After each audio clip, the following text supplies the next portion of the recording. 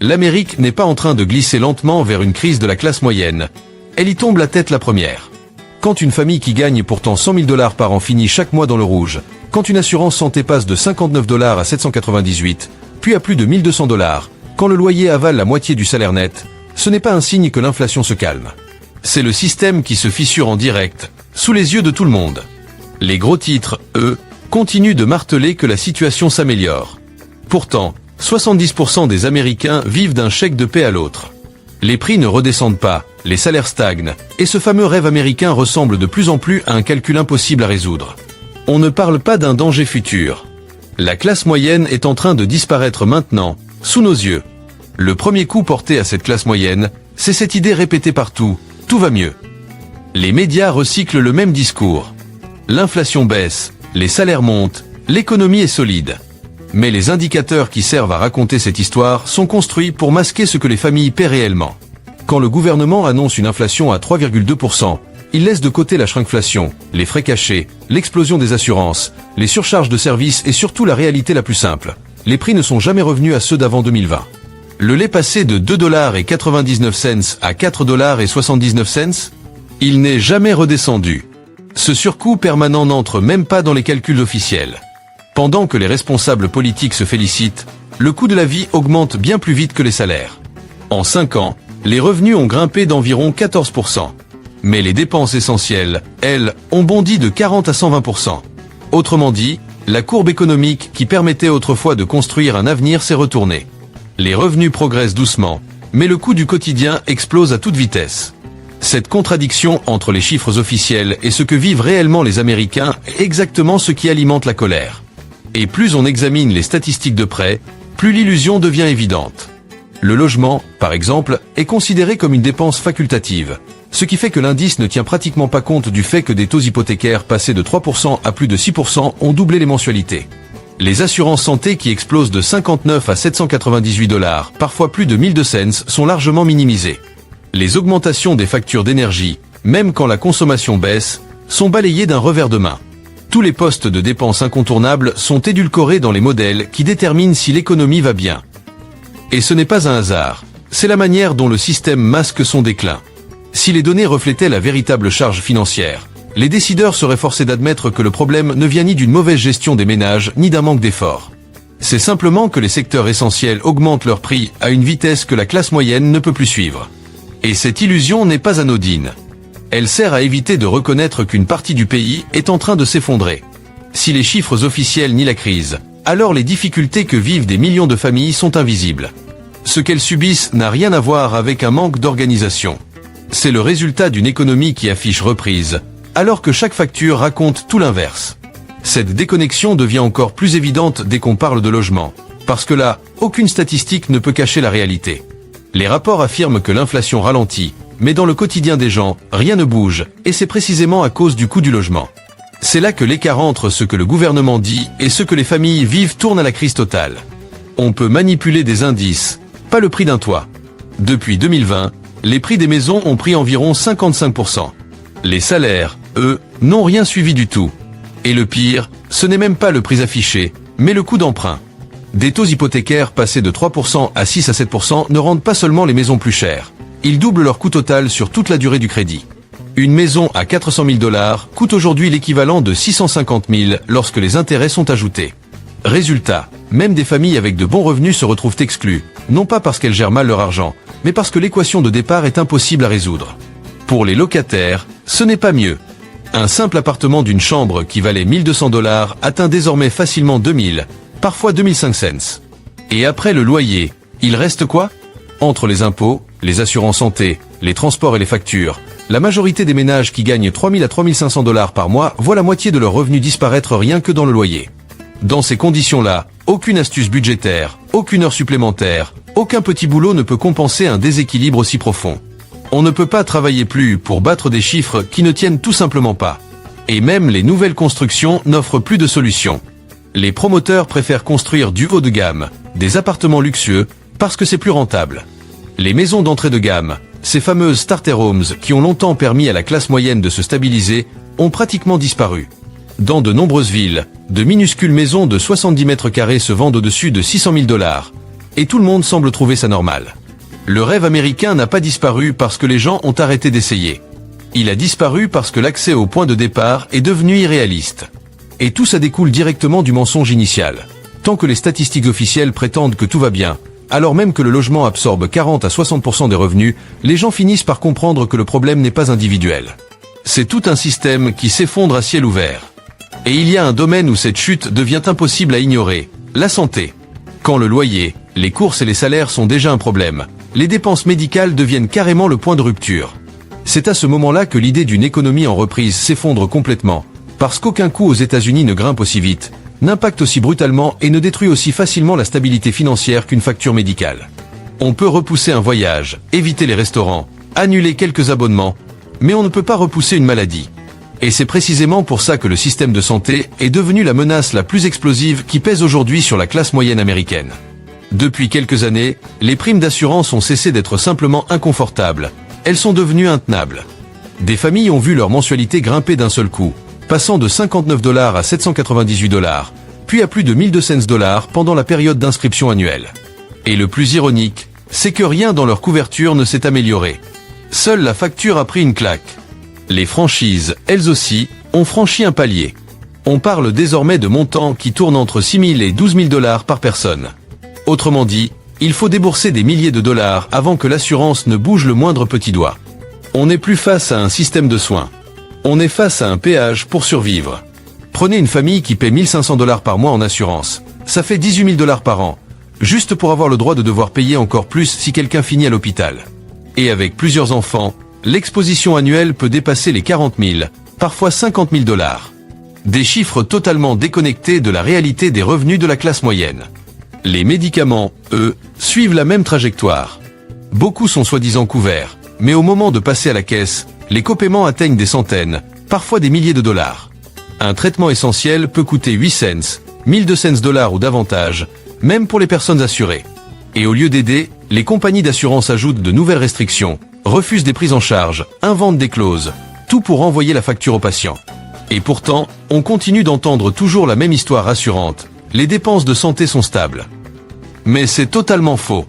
Elles semblent stables uniquement parce que les familles repoussent les rendez-vous, sautent des traitements, rationnent leurs médicaments ou quittent complètement le système de soins. Cette apparente stabilité n'est rien d'autre que de la maladie non traitée. Ce constat se relie directement aux réalités précédentes. Quand le coût du logement, des courses et de la vie quotidienne a déjà épuisé chaque dollar disponible, la santé devient le coup de massue final. Ce n'est même plus une crise médicale. C'est une crise financière.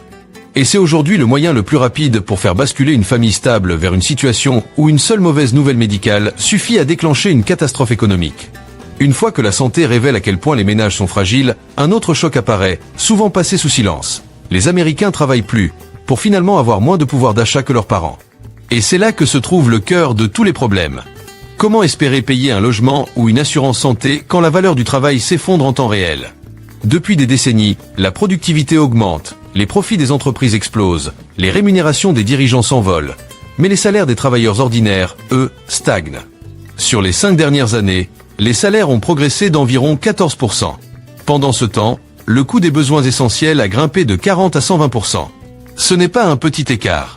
C'est un piège structurel qui maintient des millions de personnes dans un stress financier permanent, peu importe le nombre d'heures qu'elles enchaînent. Même des emplois considérés comme bien payés n'offrent plus la stabilité d'autrefois. Gagner 30 à 35 $ de l'heure devrait permettre une vie correcte. Mais après impôts et déductions, beaucoup se retrouvent avec 3200 à 3400 $ par mois. Et cet argent disparaît presque instantanément à cause des dépenses incontournables. Non pas parce qu'ils gèrent mal leur budget, mais parce que les salaires d'aujourd'hui ont été pensés pour un monde qui n'existe plus. Rien que les primes d'assurance santé peuvent avaler 8 cents à 1200 $. À partir de là, l'équation financière devient impossible avant même d'ajouter le loyer, les factures ou l'épicerie. La montée du travail indépendant n'aide pas non plus. Des millions de personnes se tournent vers des petits boulots, des contrats temporaires ou des missions freelance pour combler le fossé que les salaires traditionnels ne couvrent plus. Mais ces revenus n'apportent ni stabilité, ni avantage, et fluctuent constamment. Ce n'est pas un signe d'ambition. C'est un signe d'urgence. Aujourd'hui, 2 revenus sont devenus le minimum pour des foyers qui vivaient autrefois avec un seul. Et pendant ce temps, les retenues salariales continuent d'augmenter. Assurance obligatoire, cotisation retraite, impôts en hausse dans plusieurs États, plans d'entreprise qui couvrent de moins en moins. Tout grignote le peu de gains que les travailleurs obtiennent.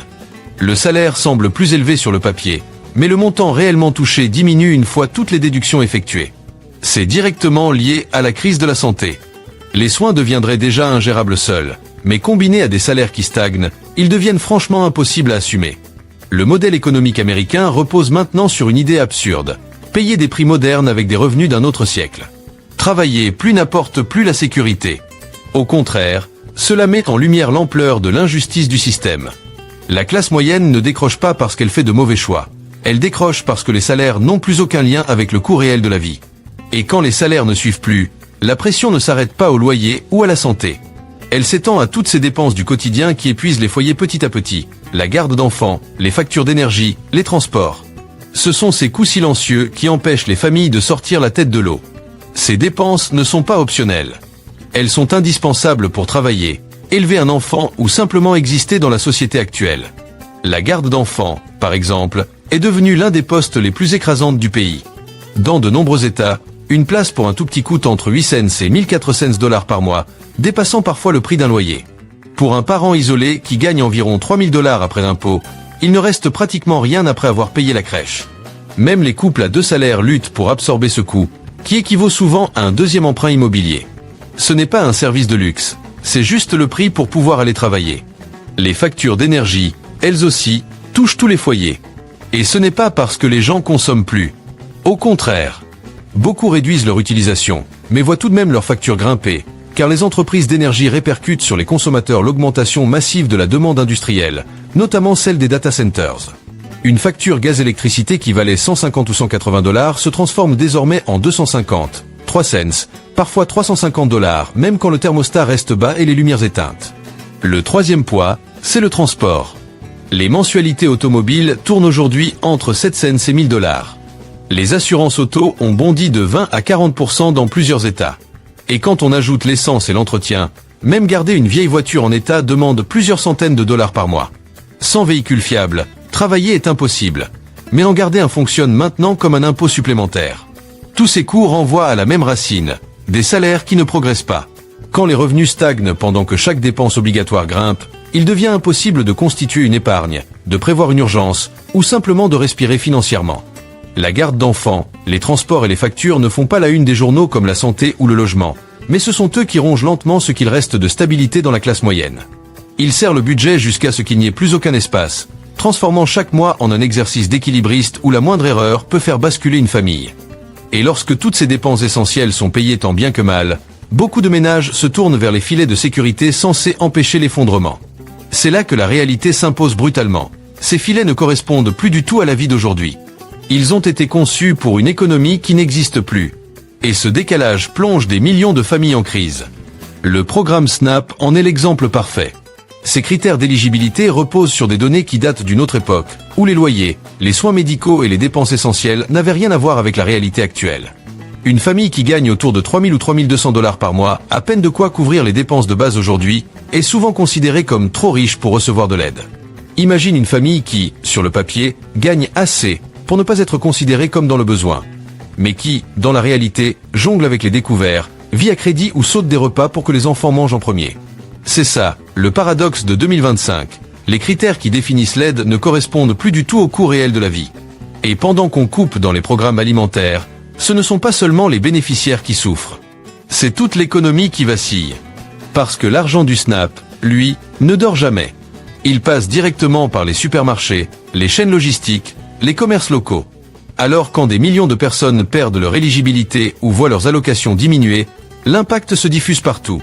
La demande baisse, les détaillants paniquent, et pour protéger leurs marges, ils augmentent les prix. Résultat, tout le monde paie plus cher. Un gallon de lait à 3 $ aujourd'hui grimpe à 5 $ demain.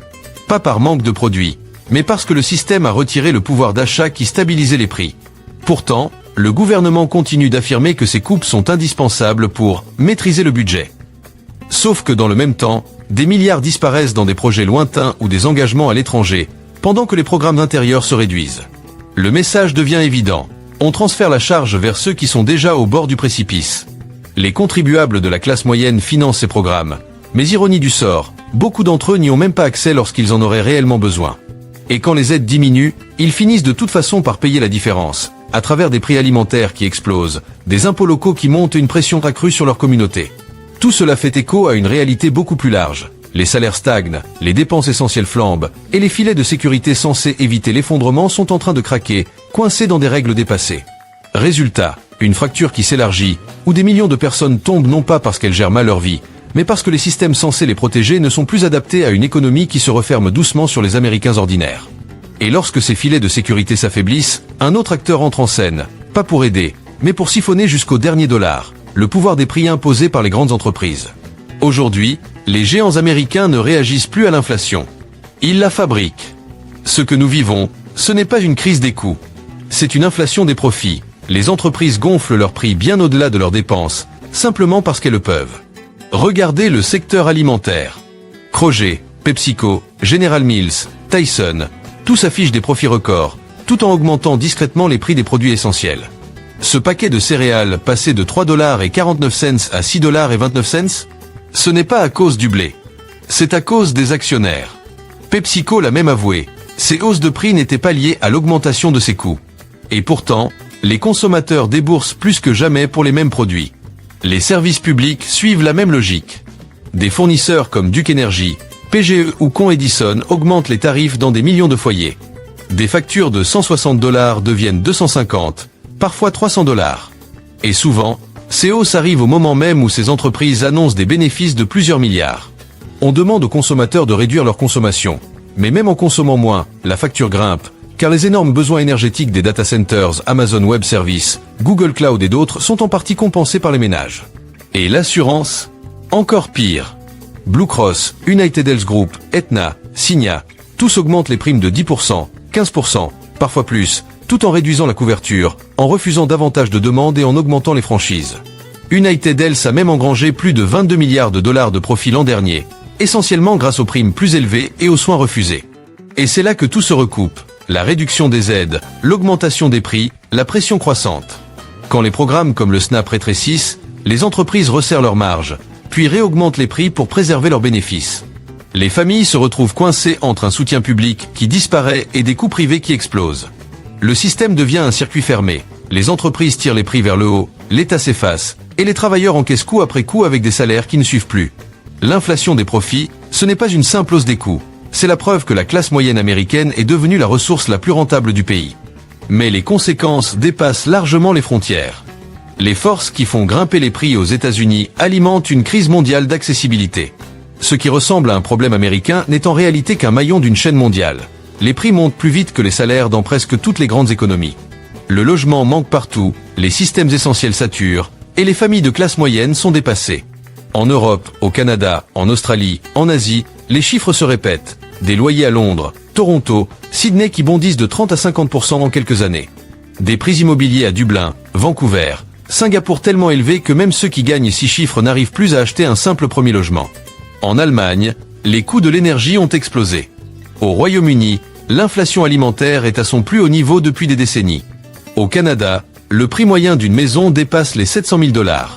En Australie, plusieurs villes exigent maintenant plus de $120 000 de revenus simplement pour louer confortablement. Ces crises parallèles ne sont pas des coïncidences. Elles sont le résultat des mêmes mécanismes: financiarisation du logement, consolidation des multinationales, achat massif de terrains par des acteurs privés, et entreprises mondiales qui fixent les prix en imposant leur influence d'un marché à l'autre. Quand Blackstone ou Vanguard achètent des quartiers entiers dans un pays, les loyers augmentent aussi dans d'autres. Quand les géants de la tech installent de nouveaux data centers, les prix de l'énergie montent dans toute une région. Quand les grandes entreprises agroalimentaires augmentent leurs prix, les marchés locaux suivent. Nous ne vivons plus dans des économies isolées. Nous vivons dans un système interconnecté où quelques acteurs mondiaux peuvent influencer les coûts partout en même temps. L'accessibilité n'est donc pas en train de s'effondrer dans un pays. Elle s'effondre dans des dizaines en même temps. Et quand les classes moyennes du monde entier ne peuvent plus assurer un logement, une assurance santé, des courses ou une stabilité minimale, ce n'est plus un problème économique local. C'est le signe d'un basculement mondial. Et quand chaque grande ville devient simultanément inaccessible, la crise n'est plus régionale. Elle devient universelle. Et lorsqu'une crise devient mondiale, elle finit par toucher quelque chose de beaucoup plus profond, l'équilibre psychologique. C'est à ce moment-là que les prix qui montent, les salaires qui stagnent et la disparition de la stabilité cessent d'être des problèmes financiers pour devenir des charges émotionnelles quotidiennes. La classe moyenne ne lutte plus seulement avec des chiffres. Elle lutte avec l'épuisement, l'anxiété et cette impression d'être constamment en retard, peu importe les efforts. Quand les prix des maisons bondissent de 40 à 60%, que les primes d'assurance dépassent les $1000, que les factures augmentent même en consommant moins, le cerveau passe en mode survie. Ce stress n'est plus temporaire. Il devient permanent. Pour des millions de personnes, un imprévu, une facture médicale, un appareil qui tombe en panne, un salaire manqué peut tout faire basculer. Alors les familles repoussent l'idée d'avoir des enfants, renoncent aux soins médicaux, multiplient les heures supplémentaires ou les petits boulots, non par ambition, mais par nécessité. Les week-ends disparaissent. Le temps en famille se réduit. Le sommeil s'effrite, perturbé par ces calculs incessants. Qu'est-ce qu'on peut payer ce mois-ci? Qu'est-ce qu'on doit sacrifier? C'est l'effondrement silencieux, la fatigue mentale, l'épuisement émotionnel, l'impression d'être submergé. Et les chiffres confirment cette réalité. Plus de 60% des Américains vivent aujourd'hui au jour le jour, y compris ceux gagnant plus de $100 000 par an.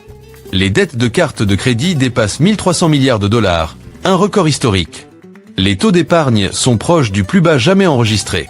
Ce ne sont pas que des statistiques, ce sont les signes d'une population vivant dans une peur financière constante.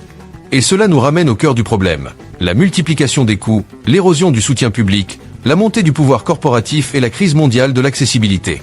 Quand les prix augmentent partout, quand les institutions reportent les risques sur les citoyens, la classe moyenne perd quelque chose de bien plus précieux que de l'argent.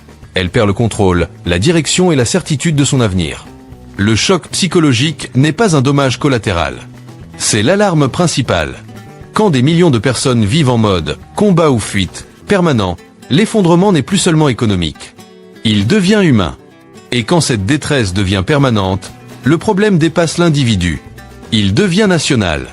Une classe moyenne affaiblie n'est pas juste un enjeu social. C'est le point de rupture du modèle économique américain. Tout le système repose sur l'idée que des dizaines de millions de familles peuvent acheter des maisons, fonder des foyers, consommer et alimenter l'économie. Mais aujourd'hui, ce pilier cède. Et lorsque 60% des ménages vivent au jour le jour, que la dette de carte de crédit dépasse 1300 milliards, la consommation, le moteur des États-Unis, devient fragile. Quand les gens n'achètent plus que l'essentiel, les commerces ferment, les économies régionales ralentissent et les marchés de l'emploi s'affaiblissent.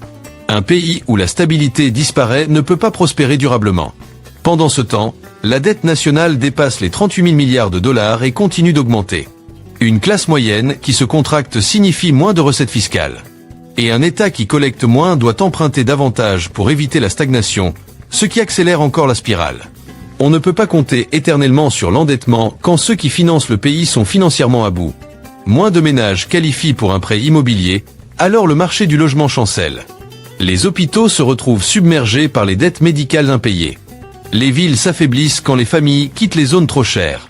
La confiance s'effrite quand les institutions semblent abandonner ceux qu'elles étaient censées soutenir. Tout se relie, les données manipulées, le coût de la vie, les filets de sécurité qui s'effondrent, la domination des grandes entreprises, les chocs mondiaux. Chacun de ces éléments enlève un morceau de stabilité à la classe moyenne. Ensemble, ils créent un pays où la mobilité sociale n'est plus la norme, mais l'exception. La fin, ce n'est pas une explosion soudaine. C'est une lente érosion. Une dérive vers un futur où les opportunités se raréfient, les inégalités s'élargissent, et la base même qui a rendu l'Amérique solide devient trop fragile pour tenir. L'effondrement de la classe moyenne ne change pas seulement l'économie. Il redéfinit le destin du pays.